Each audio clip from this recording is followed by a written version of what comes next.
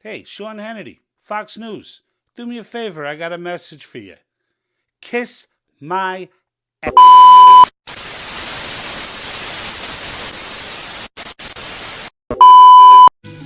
There is nothing wrong with your screen. Do not attempt to adjust the picture. We are controlling the messaging in this transmission. We will tell you the topics you may speak about. We will remove any speech we deem unfit. We will identify and protect you from all that is evil. You need only put your full trust in us. We are the government, and we are here to help. So Fox News has been a front-running garbage organization for years now. And you may remember even back when we had that awkward moment, we did this, it was in our second episode ever, where this awkward moment between Harris Faulkner and Newt Gingrich and her little doo-doo, I don't know, another doo-doo on Fox. We're all not allowing Newt Gingrich to speak about George Soros in a way that was completely factual, okay? And where Soros had mentioned that all of the DAs in these cities that were being burnt down were George Soros funded and paid via their campaigns, and that's why we were having those prolonged states of unrest where people were, I think it was Seattle, maybe they took over a street for a whole week or whatever. All of that was going on, and Newt tried to point it out. And Harris Faulkner was getting word in her ear, don't let him talk about Soros. Listen to this. Watch this, just to give you a prelude to the garbage that Hannity just put out and what he did to this House representative from Colorado. Yeah, look, the number one problem in almost all these cities is George Soros elected left-wing, anti-police, pro-criminal district attorneys who refuse to keep people locked up. Just yesterday, they put somebody back on the street who's wanted for 2 different murders in New York City. You cannot solve this problem, and both Harris and Biden have talked very proudly about what they call progressive district attorneys. Progressive district attorneys are anti-police, pro-criminal, and overwhelmingly elected with George Soros's money, and they're a major cause of the violence we're seeing because they keep putting the violent criminals back on the street. I'm not sure we need to bring George Soros into this. I was going to say you get the last word, Speaker. He paid for it. I mean, why can't we discuss the fact that millions of dollars he spent? I agree with Melissa. George Soros doesn't need to be a part of this conversation. Okay. So it's verboten. All right, we're going to.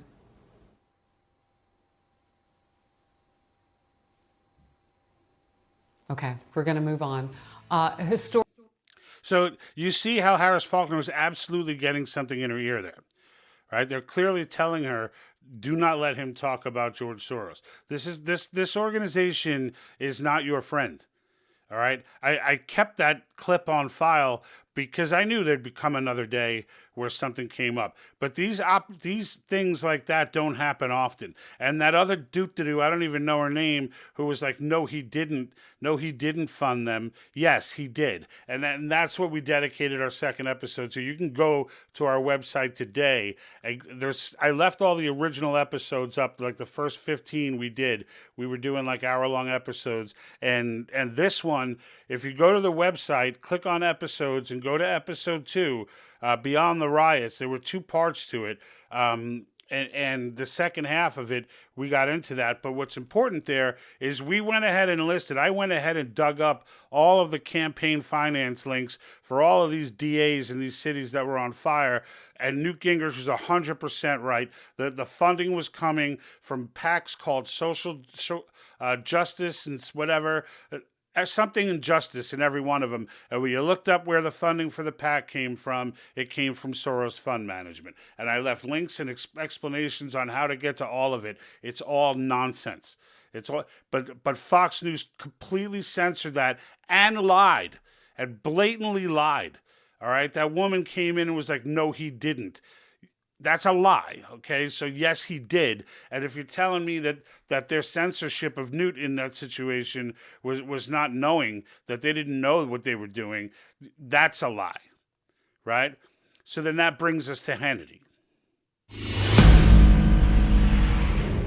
Okay. So unbeknownst to me, while I was doing my Wednesday Night Live last night, discussing how awesome these caucus members, these Freedom Caucus members are, because they're finally a breath of fresh air, that some people who are bringing about some common sense principles are actually working to get something done and fighting back against the swamp.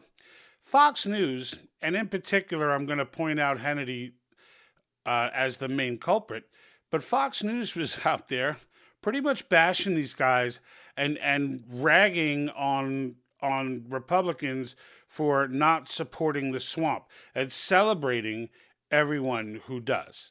And it's just absolutely crazy to me. Listen to how Hannity comes off, because I'm going to tear him up in this one. I've been pissed at Fox News for years now. This network is not your friend. All right, just get it straight. These are a bunch, at best, they're a bunch of rhinos who are just towing the sewage for the swamp. That's all they are. They believe in the game. They believe in how it's played. They believe that all these unwritten rules of seniority and other nonsense should be honored and kept in check. Like they're all in, these guys, with the exception of Tucker, and I'll get into him in just a moment. But listen to Hannity. Town Hall quoted you today saying the president, you said complimentary things about President Trump, needs to tell Kevin McCarthy that, sir, you do not have the votes. It's time to withdraw. Let me turn the tables, Congresswoman. Kevin McCarthy has 203 votes. Your side has 20.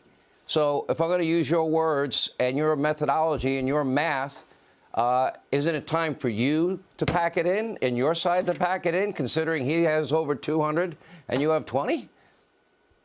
Sean, I understand the frustration, I promise you, but I'm not frustrated. He does you didn't not answer have the my votes, question. and we are hearing from many people who are still voting with Kevin McCarthy, who are very supportive of what we're doing, and they're cheering us on. So there are more for us than are against us, and they are waiting for Kevin to cave. Okay. He's sitting here trying to argue to her, well, you only have 20 votes, so shouldn't you concede because you only have 20 votes? Hannity, maybe you're just picking up on how this works. They don't need votes. McCarthy needs votes. So, no, they should not. The reality of the matter is the 20 who are holding out because they have some principles, and I'm going to list off what their demands actually are, because it was pissing me off that nobody was talking about what the actual demands were, and they were creating these narratives as if they're so unreasonable. Before I get into it, because Hannity's not done yet trying to chastise her, and it drives me insane. Listen to this one. Kevin McCarthy didn't even want to listen to us until his disappointing midterms. We all want a unified party, but this isn't chaos. It's a functioning constitutional republic. When everything is said and done, okay, I like the cliche. House Republicans will be stronger and better prepared to lead. All right, I like the cliche, he says, right? So she tries to break down for him the actual reality that not only is this not chaos, but it's how functioning democracies, in this case, a constitutional republic, works. This is how it was designed to work. But Hannity doesn't like that. Hannity thinks, Hannity is the type of Republican, all right? And I cringe when I say it. He's the type of Republican who envies Democrats because they move in such lockstep. All right, that's the type of Republican he is. Like, he thinks in his head that, like, oh, we won, so therefore everyone has to think the same, and everyone has to go along and toe the party line like good little boys and girls. And this Freedom Caucus, like, they were not elected to do that, and they don't represent. You know, another little tidbit for Hannity. They don't represent the Republican Party. They represent their constituents. So in the end, like, just because they ran as Republicans, you don't have much choice in our election system but to pick a party. So the idea that they were going to run as some kind of Green Party or Freedom, make up a Freedom Party or stop it. Stop it. Because in the end, they reflect what the people of the Republic, what the voters are demanding. Certainly what their voters are demanding. And when I read off the list of things they're asking for, like the fact that McCarthy will not cede them is insane. This guy was the minority leader and absolutely just felt like he was the heir apparent as soon as they win. Well, you know what, buddy? You didn't win good enough. That's all I could tell you. You didn't win good enough because 5 people are all it takes to stop your dreams from becoming reality. And this guy will do anything to take power, which makes him even more creepy. Like the fact that I hope to God that these people do not stand down. And I want to make a correction because Marjorie Taylor Greene is in the swamp side on this one. So yesterday I put out a cover from my live. I just assumed that she was against it, but I was wrong. So I want to make that correction again. I want to make that correction today as well. So she is siding with the swamp here. She is vocal about bringing in the swamp beast as the Speaker of the House. All right. And this guy is just that. He has no principles. He's wishy-washy. He's all over the place. He'll do whatever it takes to stay in power. That's what he'll do. Okay? He'll talk the good talking points. He'll make all the promises, and then nothing will get done. That's who this guy is. We all know this guy. You may not know him personally, but that's what you know that guy. You know that guy that sweet talks and tells you all the things. I promise we're going to do this. I promise we're going to do that. And then nothing gets done. Everyone forgets what the promises were. And they're just mad, wondering why nothing gets done. And that's it. And then the good old boys will get back together again. Good old boys and girls will get back together again and re-put the dude in the speaker's seat. And we finally have some principled people who are saying, hell no. Hell no. We're in a position to say something here, and we're going to say it because they're new Congress people, and they're getting eaten alive by this game. And Hannity keeps making the point, well, he's got 202 votes. He got 202 votes. Most of those people are just playing the game. Most of those people, I guarantee you, there are tons of people in that 200 that do not like this guy. But feel like, because he's been threatening people, which is how the game works, right? So he's been threatening people to not put them on committees, basically neuter them and make their term, moot and a moot point. And that's how this game is played. And Hannity, whether he intends it or not, is supporting that BS by doing this. These people better not cave. I don't care how long it takes. Look, keep in mind, folks, this idea that the Hannitys of the world are going to try to pump to everybody like, oh, well, the House can't do its work if we don't have a speaker set and blah, blah, blah. The House wasn't going to accomplish anything anyway. So you may as well get some principles and ground rules set while you have a chance. What do you think the House is going to do? What are you going to do? They're going to hold a couple of congressional hearings? Is that what they're going to do? And then nothing's going to come of it, like every other congressional hearing that's ever been held? No, this is a good time to get something important done, and it's good that we have these people in there to do that. So here, and she tells you, right? She tells Hannity, because he's saying, well, half of your Freedom Caucus, he tells her, is voting for McCarthy. And that's even more disgusting. But here's her response. And we're now going into day 3. Are afraid when you are threatened by committee chairmen not be placed by steering members. Right, let me ask a final question. If your final candidate placed on a committee, and then Kevin McCarthy affirms that, that's a scary place to be. Yeah, so she's telling you how Congress works. So those of us who follow Congress and are into this kind of thing, you know that this is how Congress works.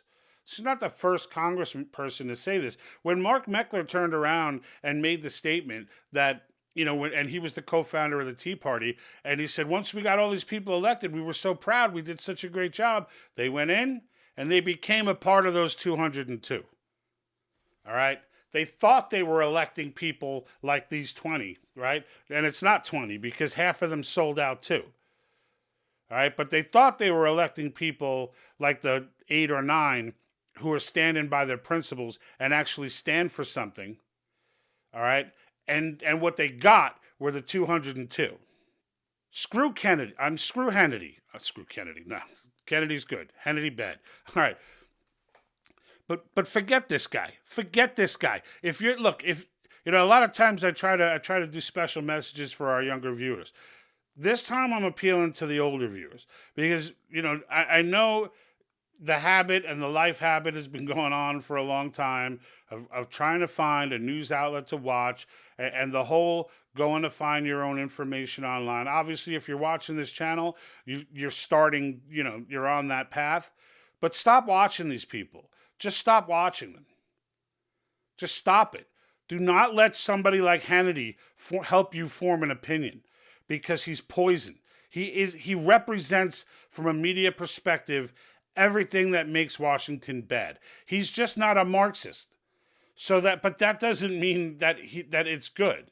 Like, all right, it's good he's not a Marxist, but he's not helping those of us who are coming together. He's not on the side of the swamp. He's just on the side of the Republican swamp. He's okay with government involvement, regardless of what he tries to sell you. As you sit here and watch him deal with this, talk about this person. And here's what brings this woman so close to my heart. I almost want to move to Colorado. So listen to some of the issues that she's saying they've discussed, right? And some of these are not on the document. But she's saying these conversations have been going on, and that's confirmed, have been going on through the summer and all since the election took place. So November, I guess. So the fall.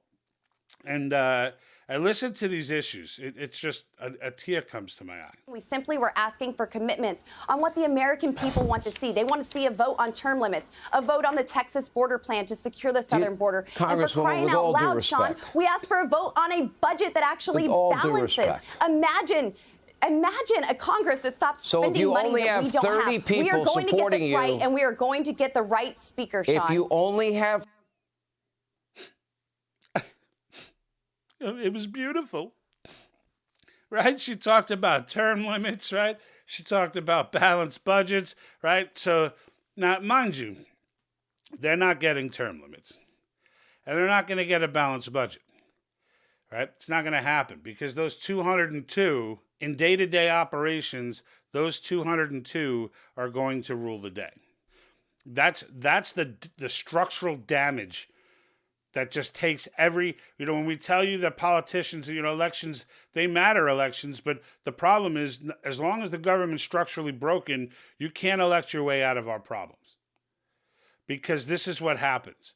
You elect someone who you think is a good person, and you think shares your values, and while you're voting for them, maybe they even do. But by the time they get in there, they get sucked in and they become a part of the 202. I almost want to put a T-shirt in the store, saying don't be a part of the 202 and make it a thing and really ostracize these people for the swamp that they enable. So as I bash the rest of Fox News, because when I saw this disgusting display from Hannity, I went ahead and said, all right, well, what about the rest of the doo-doo-doos over at the Coconut Network? So, and I started flipping around hearing different talking points. And while there was the occasional, this is how our republic works, 90% of it was anti-Freedom Caucus. Okay, 90% of it. Like that's how it went down. So in the end, like the 10% that was Tucker. The race for Speaker is still ongoing. Voting's been suspended for the day. It's going to resume again tomorrow. Now, the fact that this race has not been settled by now is being described, especially online, by many as embarrassing.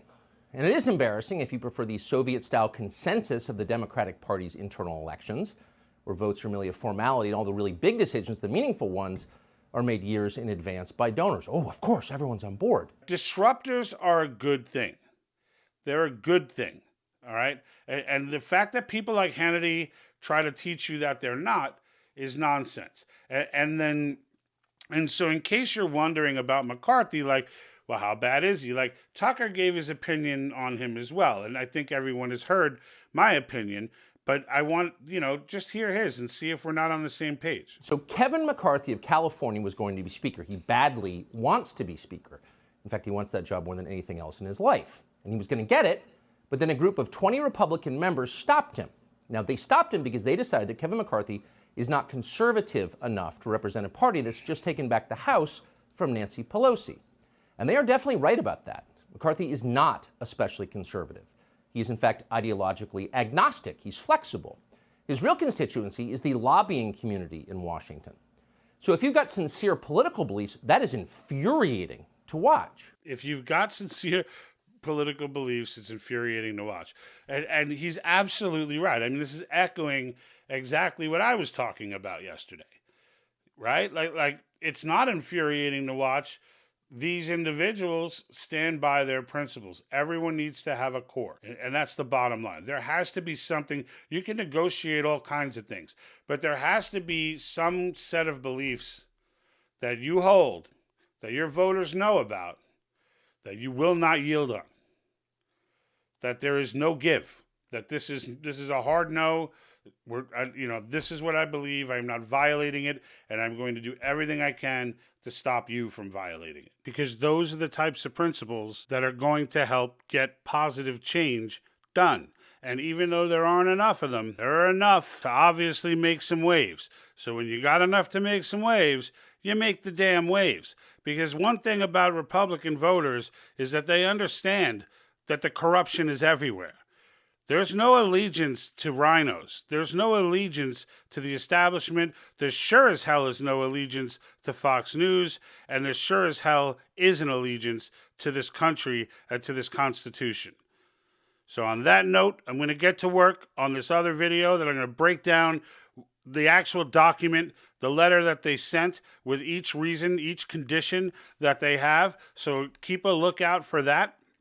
And then, until then, make sure you follow, subscribe. Rumble is the key, right, guys? We still want you to subscribe on YouTube, don't get me wrong. If you happen to be on YouTube and you see us out there, and you see some content that we didn't get thrown off the channel for, then by all means, check it out. But, if you do notice that we disappeared and that suddenly you don't see anything from us anymore, Rumble is the place to go check it out. All right? So I appreciate you. Live free. I'm out.